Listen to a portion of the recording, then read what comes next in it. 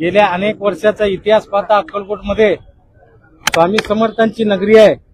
अनेक वादग्रस्त लोक या ठिकाणी आले गेले, पण अशा प्रकारची घटना कधीही घडलेली नव्हती।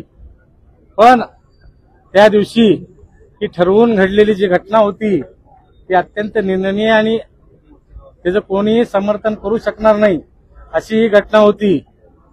कारण या स्वामी समर्थांच्या नगरीमध्ये देशभरातून, देशाच्या बाहेरून आणि महाराष्ट्रातूनच अनेक स्वामी भक्त या ठिकाणी येत असतात। पण त्यांची भावना अशी असते की इथं आल्यानंतर फक्त स्वामींचं दर्शन, बाकी कुठल्याही प्रकारचं यामध्ये राजकारण असेल किंवा काही असेल ते कोणीही या ठिकाणी करत नाही। पण त्या दिवशी प्रवीण गायकवाड सारखा एक स्वामी भक्त माणूस या ठिकाणी आला आपल्या कुटुंबासह, विशेष करून त्यांचं कुटुंब त्या ठिकाणी बरोबर होतं आणि ते कार्यक्रम संपल्यानंतर ते स्वामींच्या दर्शनासाठी येणार असा निरोप देखील होता। पण मध्येच काही लोकांनी त्यांची जे अशा अमानुषपणे असं त्यांचा छळ केल्यासारखं केला की शाई टाकणं एक वेळ आपण समजू शकलो असतो, पण त्यांना त्यांच्या अंगावरचे कपडे फाडून मारहाण करणे वगैरे या गोष्टीचं कोणीही समर्थन करणार नाही।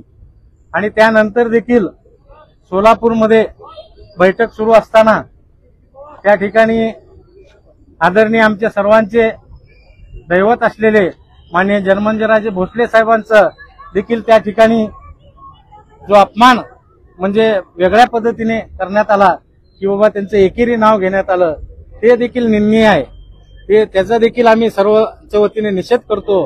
आणि प्रवीण गायकवाड यांच्यावर जो हल्ला झाला त्यासाठी आम्ही सर्व समस्त अक्कलकोट वासियांच्या वतीने या ठिकाणी, कारण स्वामी समर्थांच्या नगरीत या पुढील काळात देखील असं घडता कामा नये, कारण या ठिकाणी विविध पक्षाचे, विविध संघटनेचे, विविध प्रकारचे लोक या ठिकाणी येतात। अनेक खालच्या तळापासून ते वरिष्ठपर्यंत या ठिकाणी लोक येतात। अशा प्रकारची घटना घडू नये यासाठी सर्व अक्कलकोटकरांनी या ठिकाणी बंद उत्स्फूर्तपणे पाळण्यात आलेला आहे।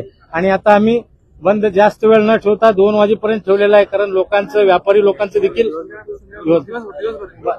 दिवसभर बंद करण्यात आलं। आताच माहिती मिळते, पूर्वी आम्ही 2 पर्यंत डिक्लेअर केलेला होता, पण लोकांचा उत्स्फूर्त प्रतिसाद पाहता तो बंद दिवसभर ठेवावा असं सर्व व्यापारी लोकांचं म्हणणं आलं, म्हणून तो दिवसभर बंद पाळण्यात येत आहे। ज्यांनी अशा प्रकारचं गुन्हे स्वरूपात नोंद केलेला आहे, म्हणजे गुन्हे स्वरूपात जे वागणूक दिलेली आहे, तर त्यांच्यावर कडक अशी कारवाई व्हावी असं या प्रसंगी आम्ही सर्वांच्या वतीने मागणी करतो।